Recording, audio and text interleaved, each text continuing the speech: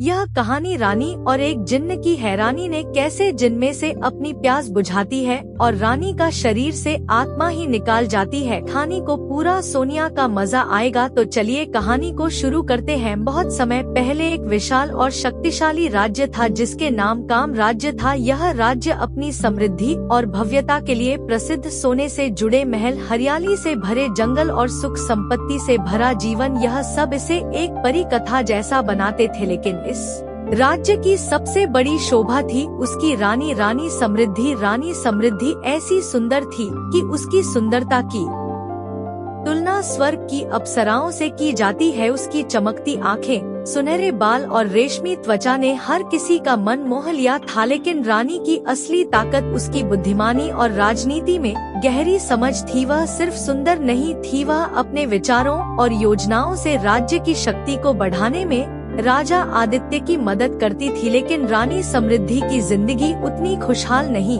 थी जितनी वह बाहर से दिखती थी। राजा आदित्य एक मेहनती और न्यायप्रिय शासक था, लेकिन वह अपने राज्य की जिम्मेदारियों में इतना व्यस्त था कि अपनी पत्नी को समय नहीं दे पाता था।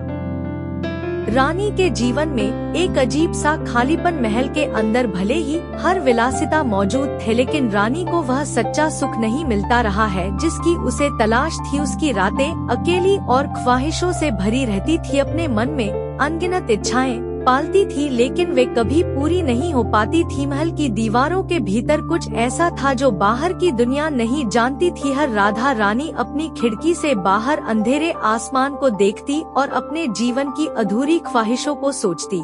महल के नौकर चाकर भी उसकी आंखों में छिपे दर्द को समझते थे, लेकिन कोई भी कुछ कहने की हिम्मत नहीं करता रहा। रानी का अकेलापन धीरे धीरे बढ़ता जा रहा था। उसे ऐसा लगता था जैसे उसकी आत्मा कहीं खो गई। उसे अपने अंदर एक अजीब सी बेचैनी महसूस होती है जिसे वह समझ नहीं पाती थी। एक दिन रानी ने फैसला किया कि वह महल से बाहर निकले। वह अपनी बहन राजकुमारी नैना के साथ जंगल की सैर पर गई। नैना रानी की एकमात्र दोस्त थी जिसे वह अपना दिल खोलकर सब कुछ बता सकती थी। जंगल की ठंडी हवा और चिड़ियों की मधुर आवाज में रानी के दिन को थोड़ी राहत दी, लेकिन अचानक उनकी नजर एक जो पेड़ के नीचे ध्यान में बैठा रहा साधु की उपस्थिति रहस्यमय थे। रानी ने साथ से पूछा, तुम कौन हो और इस सुनसान जंगल में क्या कर रहे हैं? साधु ने अपनी आंखें खोली और धीमे स्वर में कहा कि ईरानी, मैं यहाँ नहीं बल्कि तुम्हारे भीतर की बेचैनी को देखने आया। तुम्हारी आंखें